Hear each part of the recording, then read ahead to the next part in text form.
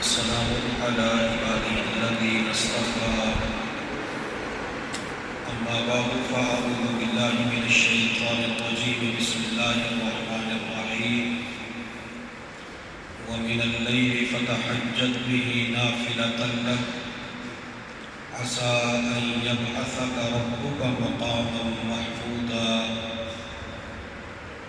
سبحان ربك رب العزة عما يصفون وسلام على المرسلين والحمد لله رب العالمين اللهم صل على سيدنا محمد وعلى آل سيدنا محمد وبارك وسلم۔ ہر سالی کی یہ تمنا اور چاہت ہوتی ہے کہ میں اللہ رب العزت کا قرب حاصل کروں، مجھے اللہ تعالیٰ کی محبت نصیب ہو جائے۔ تو قرآن عظیم الشان کے اندر میرے اللہ نے قرب الہی، محبت الہی کو حاصل کرنے کے لیے آسان نسخہ اور عمل بتایا ہے۔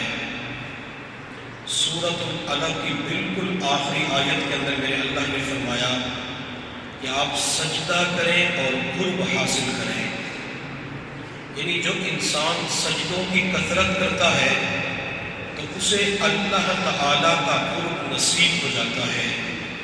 یا دوسرے لفظوں کے اندر یوں کہیے، جو بندہ نوافل کا اہتمام کرتا ہے، صبح کے وقت نفل نماز پڑھتا ہے، دن کے اجالوں کے اندر نوافل کا اہتمام کرتا ہے، رات کی تاریکیوں کے اندر نوافل کا اہتمام کرتا ہے، تو نوافل نماز کی برکت سے بندے کو اللہ کا قرب نصیب ہو جاتا ہے۔ حدیث قدسی کے اندر ہے، میرے اللہ نے فرمایا کہ میرا بندہ نوافل کے ذرائع سے میرا قرب حاصل کرتا ہے، اور جب میرے بندے کو نوافل کے ذرائع سے میرا قرب مل جاتا ہے تو میں اپنے بندے سے محبت کرنا شروع کر دیتا ہوں۔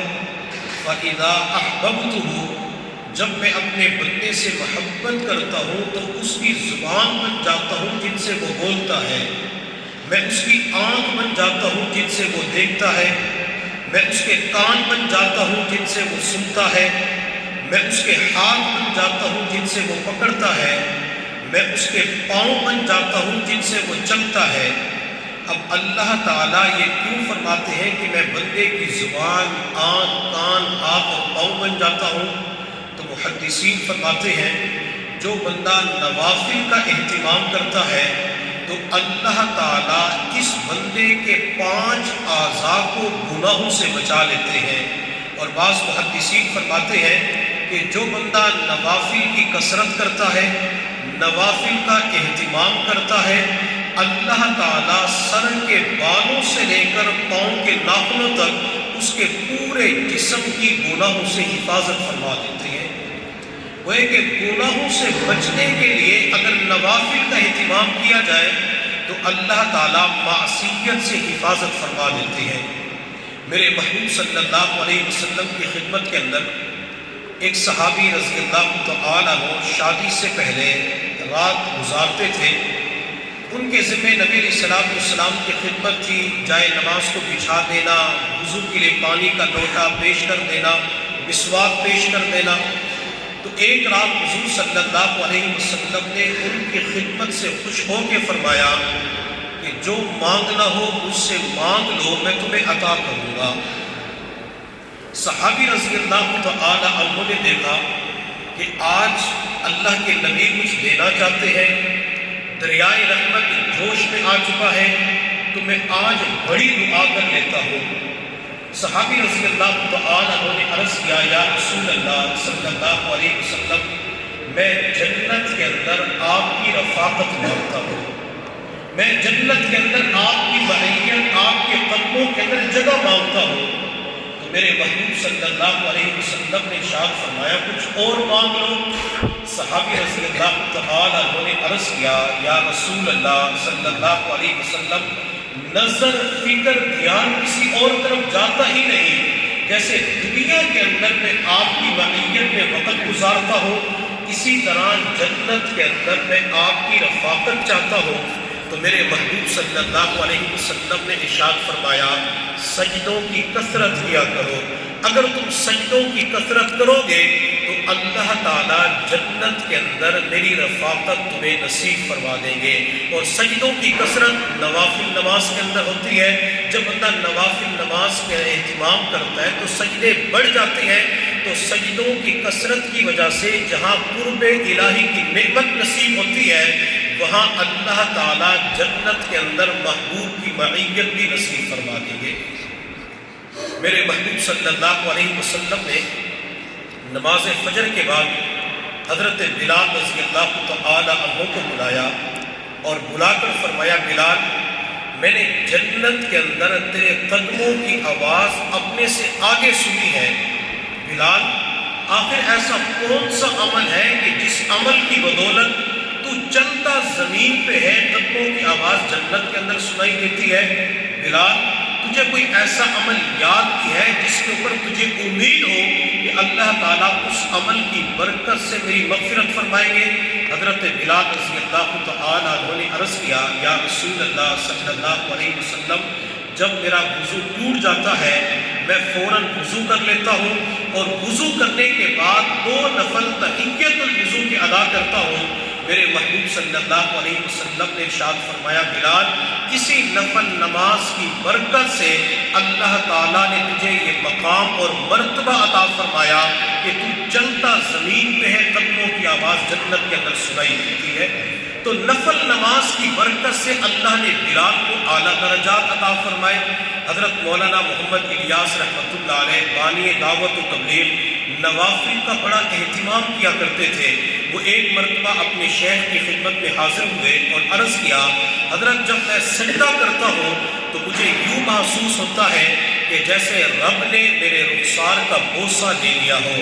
اب یہ کیفیت بندے کو اسی وقت نصیب ہوتی ہے جب بندہ طویل سجدے کرتا ہے، سجدوں کی کثرت کرتا ہے۔ اسی طرح حضرت مولانا فضل الرحمان گنج مراد آبادی رحمۃ اللہ علیہ حضرت مولانا اشرف علی تھانوی رحمۃ اللہ علیہ کی خدمت میں حاضر ہوئے اور عرض کیا کہ حضرت جب میں سجدہ کرتا ہوں تو مجھے یوں محسوس ہوتا ہے کہ جیسے میں نے اپنی پیشانی اپنے رب کے قدموں پہ رکھ دی ہو۔ اب یہ کیفیت انہیں کیوں حاصل تھی؟ ان کی زندگیوں کے اندر نوافل کا اہتمام تھا۔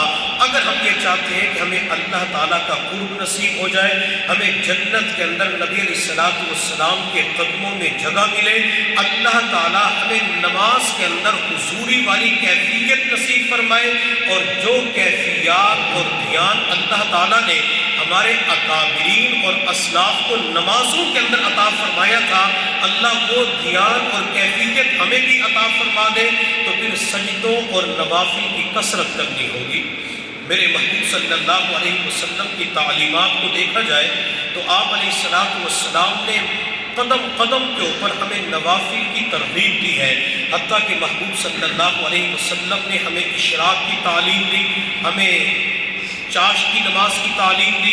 میرے محبوب صلی اللہ علیہ وسلم نے ارشاد فرمایا کہ جو بندہ اشراق کے 4 نفل پڑھ لیتا ہے تو اللہ تعالیٰ اس بندے کو مقبول حج اور عمرے کا ثواب عطا فرماتے ہیں۔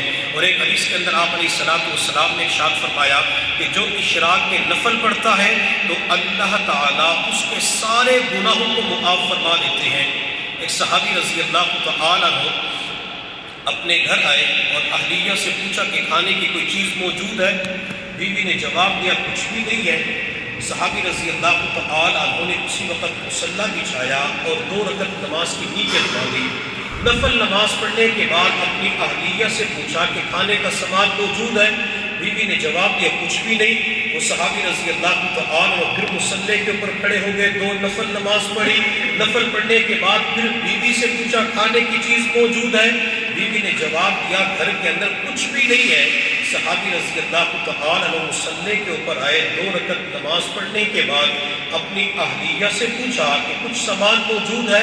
تو بیوی کہنے لگی ابھی کوئی بندہ آپ کے لیے ہدیہ دے کے گیا ہے، روٹی اور سالن تھا۔ صحابی رضی اللہ تعالی عنہ نے اہلیہ سے فرمایا کہ دسترخوان بچھاؤ۔ دسترخوان پہ سامان رکھا گیا، وہ صحابی کھانا شروع کر دیتے ہیں تو بیوی نے پوچھا کہ جب آپ نے پہلی مرتبہ مجھ سے پوچھا کھانے کی چیز موجود ہے، میں نے جواب دیا نہیں ہے تو آپ مصلی کے اوپر کھڑے ہو گئے۔ جب دوبارہ پوچھا، میں نے کہا نہیں ہے، آپ پھر مصلی کے اوپر کھڑے ہو گئے، وجہ کیا ہے؟ صحابی رضی اللہ تعالی عنہ نے جواب دیا، میں نے حضور صلی اللہ علیہ وسلم کی مبارک زبان سے سنا تھا جب بھی بندے کے اوپر پریشانی آتی ہے، بندہ 2 نفل پڑھ کر اللہ سے مانگتا ہے تو اللہ اس کی پریشانی کو دور فرما دیتے ہیں۔ جب میں نے 2 نفل پڑھنے کے بعد آپ سے پوچھا کہ کھانے کی چیز موجود ہے، آپ نے جواب دیا نہیں، تو میں نے اس وقت اپنے آپ کو مخاطب کر کے کہا کہ میری نماز کے اندر تو کمی ہو سکتی ہے لیکن اللہ کے دینے کے اندر دیر نہیں ہو سکتی۔ میں نے دوبارہ نماز پڑھی، تیسری مرتبہ نماز پڑھی تو اللہ نے تیسری مرتبہ نفل نماز کی برکت سے روزی کا انتظام فرما دیا۔ قیامت کے دن جب متقین کے لیے جنت کا فیصلہ کیا جائے گا تو قرآن عظیم الشان کے اندر میرے اللہ نے متقین کے بارے میں فرمایا وَأُزْلِفَتِ الْجَنَّةُ لِلْمُتَّقِينَ غَيْرَ بَعِيدٍ، کہ جنت متقین کے قریب کر دی جائے گی اور اس وقت ایک اعلان ہوگا هَذَا مَا تُوعَدُونَ لِكُلِّ أَوَّابٍ حَفِيظٍ، یہ جنت کا وعدہ ان لوگوں کے لیے جو اواب اور حفیظ ہیں۔ اب اللہ نے یہاں پہ اواب اور حفیظ کا لفظ استعمال کیا۔ اواب کہتے ہیں رجوع کرنے والا اور حفیظ کہتے ہیں حفاظت کرنے والے کو۔ حضرت عبداللہ بن مسعود رضی اللہ تعالی عنہ فرمایا کرتے تھے کہ جو بندہ اشراق کے 4 نفل پڑھ لیتا ہے وہ اواب اور حفیظ کے اندر شامل ہو جاتا ہے۔ گوئے کہ اشراق کے 4 نفل پڑھنے والا متقین کی جماعت کے اندر شامل ہو جاتا ہے اور جنت کو قیامت کے دن اس بندے کے قریب کر دیا جائے گا۔ تو ہمیں چاہیے کہ ہم اشراق کے نوافل کا اہتمام کریں، اسی طرح چاشت کی نماز کا اہتمام بھی کریں۔ جو بندہ چاشت کی نماز کا اہتمام کرتا ہے، میرے محبوب صلی اللہ علیہ وسلم نے ارشاد فرمایا اللہ تعالیٰ اس بندے کی غربت کو ختم فرما دیتے ہیں۔ جس بندے کی زندگی کے اندر چاشت کی نماز کا اہتمام ہوتا ہے وہ بندہ کبھی بھی غریب نہیں ہو سکتا۔ اسی طرح حضور صلی اللہ علیہ وسلم نے اوابین کے نوافل کی ترغیب دی ہے۔ آپ علیہ الصلوۃ والسلام نے ارشاد فرمایا کہ جو بندہ مغرب کی نماز کے بعد 6 نوافل پڑھتا ہے، 6 رکعات کا اہتمام کرتا ہے تو اللہ تعالیٰ 12 سال کی عبادت کا ثواب عطا فرماتے ہیں۔ اور دوسری حدیث کے اندر آپ علیہ الصلوۃ والسلام نے ارشاد فرمایا کہ جو بندہ مغرب کی نماز کے بعد 6 نوافل پڑھتا ہے، اگر اس بندے کی زندگی کے گناہ سمندر کی جھاگ کے برابر بھی ہے تو اللہ تعالیٰ ان سارے گناہوں کو معاف فرما دیں گے۔ اسی طرح آپ علیہ الصلوۃ والسلام نے ہمیں تہجد کی نماز کی ترغیب دی ہے۔ آپ علیہ الصلوۃ والسلام نے خود بھی تہجد کی نماز کا اہتمام کیا اور اپنی امت کو بھی اس کی تعلیم دی ہے۔ حضرت عائشہ صدیقہ رضی اللہ تعالی عنہ فرماتی ہے حضور صلی اللہ علیہ وسلم کو میں نے رات کے وقت دیکھا، آپ مصلی کے اوپر کھڑے ہوئے تھے، حتیٰ کہ قیام کی حالت میں کافی دیر تک روتے رہے۔ پھر آپ علیہ الصلوۃ والسلام نے کافی دیر تک رکوع کیا اور رکوع کی حالت میں روتے رہے۔ پھر نبی علیہ الصلوۃ والسلام سجدے کی حالت میں روتے رہے۔ میں نے آپ علیہ الصلوۃ والسلام کی مبارک داڑھی کو دیکھا تو داڑھی مبارک تر ہو چکی تھی، مصلی بھیگ چکا تھا۔ آپ علیہ الصلوۃ والسلام نے جب سلام پھیرا تو میں نے عرض کیا اللہ کے نبی آپ تو بخشے بخشائے ہیں، اللہ نے آپ کے بارے میں فرما دیا لِيَغْفِرَ لَكَ اللَّهُ مَا تَقَدَّمَ مِنْ ذَنبِكَ وَمَا تَأَخَّرَ۔